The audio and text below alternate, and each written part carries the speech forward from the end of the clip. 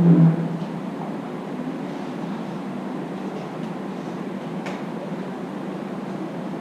noite, irmãos. A graça e a paz. Vamos orar ao Senhor. Aqueles que tiverem condições de se ajoelhar.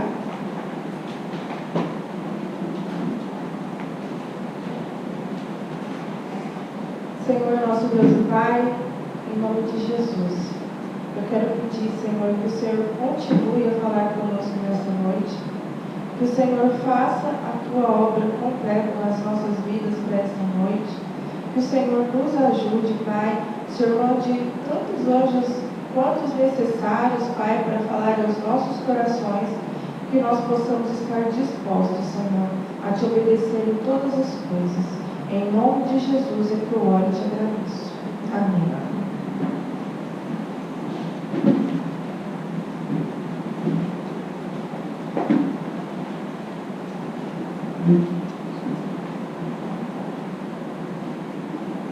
Hoje o Senhor nos deu uma palavra a respeito de uma pessoa que eu tenho estudado já há algum tempo. Eu trouxe para vocês a mensagem do dízimo há uns mais ou menos 2 meses atrás sobre Isaac, e desde esse tempo eu já estava estudando sobre a vida dele e eu tenho gostado muito de estudar sobre ele. A gente quase não fala sobre Isaac, mas a vida de Isaac foi muito abençoada. O Senhor cuidou dele em todo o tempo, e eu olhando para a vida dele, o Senhor me fez uma pergunta e eu faço essa pergunta para a igreja. Diante das tribulações e dificuldades, como é que nós estamos reagindo? A mensagem de hoje, o título tem como o exemplo de Isaac.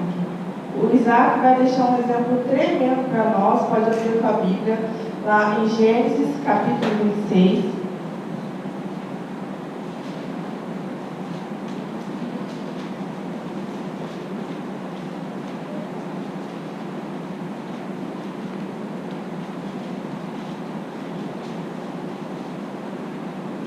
Vamos falar sobre os poços que Isaac abriu. Aqui, para contextualizar os irmãos, eu não sei se vocês se lembram que eu contei para vocês que o Isaac, nessa época, nesse tempo, ele estava na terra dos filisteus. Ele foi para lá por causa da fome que estava tendo em Canaã, e aí ele subiu para ali a parte dos filisteus, e ele permaneceu ali porque o Senhor apareceu a ele e pediu para que ele peregrinasse naquele lugar. Ele não poderia descer para o Egito ou fazer outras coisas, ele tinha que ficar ali durante aquele tempo de seca. E aí, ele fazendo isso, o Senhor abençoou ele, e ele multiplicou gado, ele se tornou muito poderoso. E ele se tornando poderoso naquele lugar, quando a gente está muito bem em algum lugar, o que acontece? A gente causa inveja. E foi exatamente o que aconteceu com Isaac. Os filisteus invejaram o tamanho da obra que Deus estava fazendo na vida dele. Porque ele não estava no país dele, ele não estava num lugar comum, mas mesmo assim, a presença do Senhor na vida dele e ele obedecendo ao Senhor, ele foi sendo abençoado. Tudo que ele fazia dava certo. E aí as posses dele foram crescendo, ele foi abençoado. Tanto que quando ele é despedido do meio do povo dos filisteus, o rei deles pede para ele sair, e ele fala: olha, você está mais poderoso do que nós, você pode ir. E aí o Isaac sai daquele lugar, e aí ele vai para um vale dentro daquele país. Ele vai para um vale e ele começa a cavar poços. Ele cava os poços de Abraão, e agora ele vai começar a cavar outros. Vamos começar a partir do versículo 19.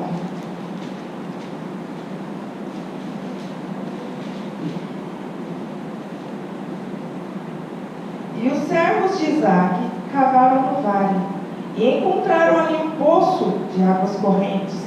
Água é fonte da vida. Nós já sabemos que água é fonte da vida. Mas nesse tempo aqui de seca, imagina a dificuldade que aquele povo estava passando. E Isaac conseguiu encontrar água. Aí, versículo 20: e os pastores de Gerar contenderam com os pastores de Isaac, dizendo: a água é nossa. E ele chamou o nome do poço Ezeque, que significa contenda, porque contenderam com ele. Misericórdia, irmãos. Como é difícil a gente conseguir alguma coisa que vem alguém querer tomar, certo? Não é difícil ou é fácil? Você vai, luta por aquilo e vem uma pessoa que tomar. E aí, nesse ponto, Isaac deu um nome para ele, para aquele poço. Contenderam com ele. Vamos continuar. Para a gente continuar vendo as atitudes de Isaac neste tempo. Versículo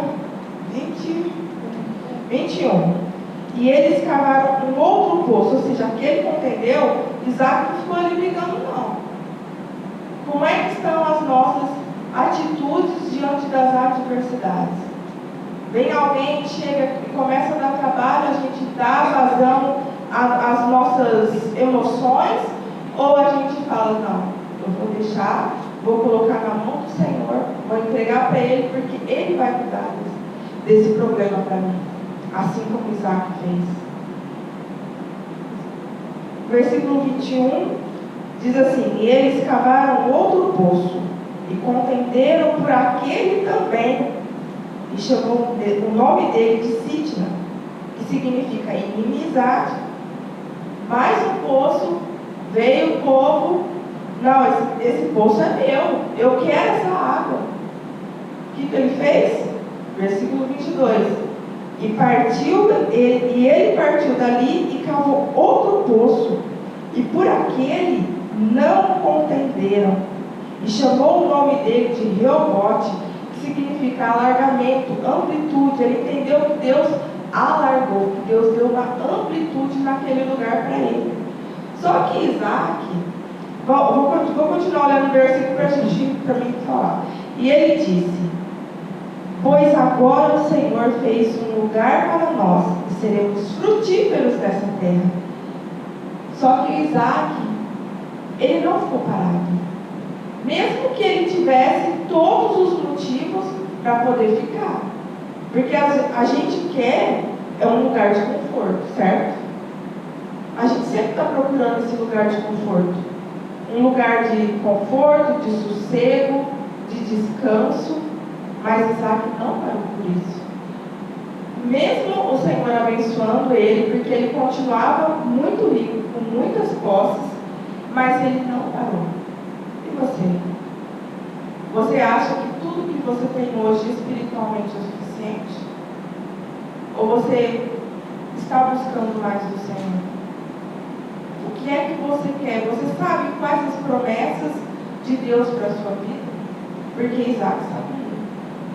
Vira a página para a gente ler.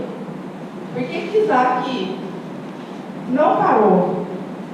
Vira a página no versículo 26, nós vamos ler do versículo 2 até o versículo 6. Porque Isaac tinha uma promessa e ele tinha certeza da promessa de Deus para a vida dele. Capítulo 26, o versículo 2. Do versículo 2 até o 6. E o Senhor apareceu a ele e disse: não desças ao Egito, habita na terra que eu te dei. Habita na terra que eu te direi, peregrina nesta terra, e eu serei contigo e te abençoarei, pois a ti e a tua semente eu darei a todas estas regiões. E eu farei o juramento que jurei a Abraão, teu pai. E eu farei tua semente multiplicar como as estrelas do céu. E darei à tua semente todas essas regiões, e a tua semente serão abençoadas todas as nações da terra. Porque Abraão obedeceu à minha voz e guardou a minha ordem, meus mandamentos, meus estatutos e minhas leis. Então Isaac estava obedecendo a ordem do Senhor. Ele estava dentro daquilo que Deus Deus pediu para ele. Mesmo diante das adversidades, Isaac não parou. Nós temos parado diante das adversidades, sejam elas quaisquer que for. Pode ter contenda. Você, quando tem contenda, o que você faz? Quando tem briga, quando tem problema, quando tem inimizade, diante dos pecados, o que você faz? Ah, não, Deus, eu quero desistir, chega, não quero mais, não vou fazer. Ou você fala, não, Senhor, eu vou prosseguir. Eu cheguei até aqui, mas o Senhor tem me sustentado. Você reconhece Deus na sua vida diante das adversidades? Ou não? Você não tá, o negócio é tão pesado, tão difícil, que você não consegue nem reconhecer o Senhor na sua vida. Porque se você não reconhece o Senhor, você fica parado no meio das contendas. Isaac poderia ficar parado, ou seja, o poço era dele, os poços que ele havia cavado eram dele. Ou não eram? Ele cavou todos.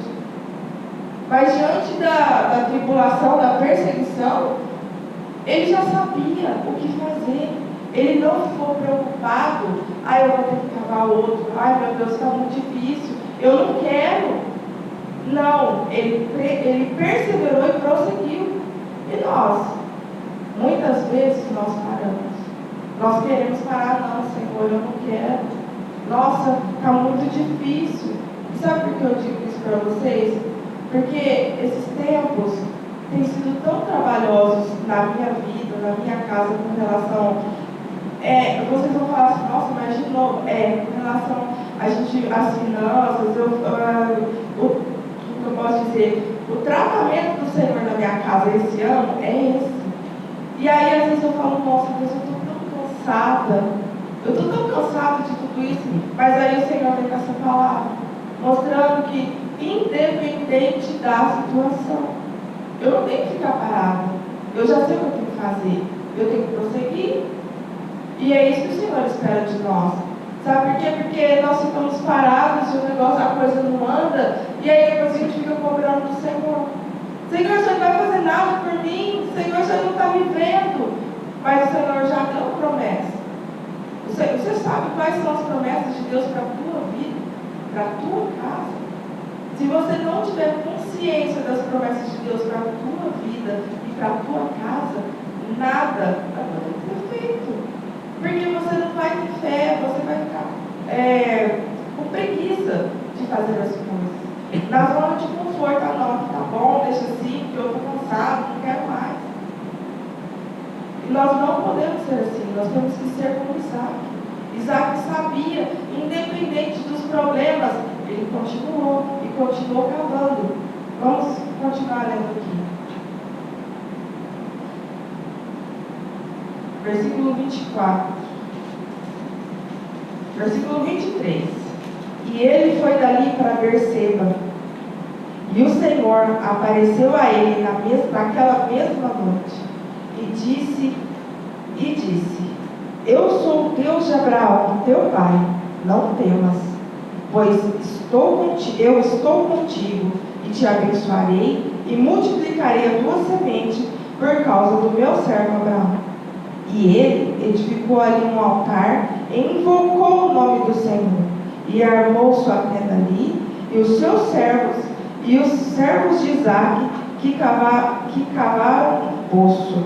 Então eles cavaram um outro poço naquele lugar. O Senhor aqui, ele se apresenta a Isaque. E agora lê o versículo 26. Então Abimeleque foi até ele de Gerar, com Alzate, um de seus amigos, e Ficol, capitão-chefe de seu exército. O inimigo de Isaque, aqueles que estavam atormentando a vida dele, foram atrás dele. Agora olha o 27. E Isaac lhes disse, porque vindes a mim, visto que me odiais e me enviaste de vós. Ou seja, Isaac responde, porque antes Isaac não tinha respondido nada. Isaac apenas saiu. Agora Isaac responde para ele, por que você está vindo falar comigo? Você me odeia. Você me colocou para fora da onde eu estava. Aí ele vai falar, no 28, e eles disseram: vimos que certamente o Senhor estava contigo, e dissemos que haja agora um juramento entre nós e entre ti, e nós entre ti, e façamos um pacto contigo, de que tu não nos fará mal, assim como não te tocamos, e assim como fizemos a ti somente o bem, e te enviamos de nós em paz, tu és agora bendito do Senhor. Versículo 30, a resposta de Isaac para eles a respeito do pacto. E ele, Isaac, lhes fez um banquete, e eles comeram e beberam. Isaac não pagou mal com mal. Tudo que eles fizeram de mal com Isaac, Isaac não devolveu. Isaac, sendo ele poderoso, ele poderia ter feito muitas coisas, mas Isaac não fez. Como é que estão os nossos sentimentos? Nós estamos uns contra os outros, nós estamos pagando mal com mal, dentro dos nossos lares há contenda? Ou não? A gente deixa, a gente entrega na mão do Senhor, a gente ora. Como é que nós estamos vivendo? Versículo 31. E eles se levantaram cedo de manhã e juraram um ao outro. E Isaac os despediu. E eles partiram dele em paz. Olha que exemplo, irmãos. O exemplo de abnegação. Ele poderia ter feito tudo. Ele poderia ter se vingado. Ele poderia ter exercido o direito dele de justiça naquele momento. Mas ele não fez isso. Nós somos assim? Estamos assim? Com os nossos filhos, com os nossos maridos, com as pessoas que estão ao nosso redor, os nossos sentimentos. Sabe por quê? O Isaac foi um exemplo poderoso para aqueles homens, tanto que eles foram atrás dele, vendo o tamanho da obra que o Senhor estava fazendo na vida dele. As pessoas lá fora, nós vamos fazer uma evangelização tremenda, gigantesca. E como é que as pessoas vão nos ver lá fora? Se a gente for entregar o livro para alguém que a gente não vê, sei lá, faz 5 anos, como é que as pessoas vão nos ver lá fora? Qual é o testemunho? Qual é o nosso exemplo? O exemplo de Isaac para nós é um exemplo de perseverança, de abnegação, de mansidão, de domínio próprio. Nós estamos exercendo essas coisas de temperança, porque ele exerceu todas essas coisas, ele poderia não ter exercido. E, humanamente falando, ele poderia ter feito tudo isso, porque ele estava no seu direito, mas ele não fez. Ele era uma pessoa extremamente mansa. Ou não é? Pelo exemplo que nós acabamos de ver. Nós muitas vezes queremos exercer o nosso direito. Queremos brigar, queremos falar. E o Senhor muitas vezes se calma, se aquieta. E nós queremos espernear. E o Senhor, calma, seja manso, seja humilde. E nós, não, Senhor, não queremos. Seja amoroso. Não queremos. Nós precisamos, irmãos, muito do Senhor para, nas áreas da nossa vida que há contenda, nas áreas da nossa vida que há inimizade. Sabe, tem muitas coisas que causam contenda dentro dos lares, vícios, pornografia, filhos desobedientes, desobedientes aos pais e às mães. Os pais falam, eu não quero obedecer. Sabe, outro dia eu estava falando com o Jonas, e eu falei, Jonas, me presta, deixa eu ver seu celular que tem aí. E aí ele falou assim, não vou, e deu o chilique dele, eu falei, tudo bem. Eu fui no altar do Senhor e orei. Falei, Senhor, eu não sei o que tem naquele celular, mas o Senhor pode me mostrar? Não passou uma semana. Sabe o que aconteceu? Veio uma pessoa da minha família e me mostrou. Falou, olha, eu estou mexendo com isso, com isso, com isso, com isso, com isso. Por quê? Porque eu pedi. Eu falei, não vou nem entender, não vou brigar, e ele queria brigar. Eu falei, não vou brigar, mas eu fui no altar do Senhor. Eu falei, Senhor, o que está acontecendo? Aí o Senhor veio e mostrou. Aí eu pude tomar as providências necessárias. Porque às vezes a gente quer brigar, ou agir pelas nossas forças, e o Senhor pede que nós nos achegamos mais a eles para nós podermos fazer as coisas e darmos um bom exemplo, um bom testemunho. E aí depois que eu falei com ele conseguiu compreender, porque até então, até contra a pessoa, ele estava com ódio, porque a pessoa me mostrou, mas aquilo era o agir de Deus. E eu falo sempre para ele e para a Radassa, vocês estão lutando contra mim, mas eu luto junto com o Senhor. Eu falo para ele, tudo que vocês fazem, vocês vão continuar lutando? Pode lutar, eles sabem que eles vão perder. Radassa, outro dia eu vim aqui fazer o versículo, não consegui, o pai dela falou, Radassa, estuda. Ela, não quero. O pai dela não brigou, irmãos. O pai dela só falou assim, você não está boa, se você chegar lá na frente você vai errar. Sabe o que aconteceu? O Senhor permitiu que errasse aqui na frente. Por quê? Desobediência. As crianças, os pais falam, não quero saber, tá bom, não obedece. Aí sabe o que acontece? O Senhor vai envergonhando. Não adianta compreender, não adianta brigar. Sabe, dentro de casa, a gente não adianta ficar falando, ficar brigando. Às vezes o Senhor tem paz, tem mansidão, que é um domínio próprio para nós mostrarmos para Ele. O que o Senhor quer mais, às vezes, é o nosso joelho no chão. Nosso joelho no chão pedindo, Senhor, qual que é a senha de hoje? Senhor, o que eu faço diante de tudo que está acontecendo, diante de tudo que meu filho está aprontando, diante de tudo aquilo que o Senhor sabe que aconteceu no meu trabalho, de tudo que o Senhor sabe que aconteceu lá na rua. Às vezes o Senhor quer o nosso joelho no chão, mas às vezes a gente não tem vontade nenhuma.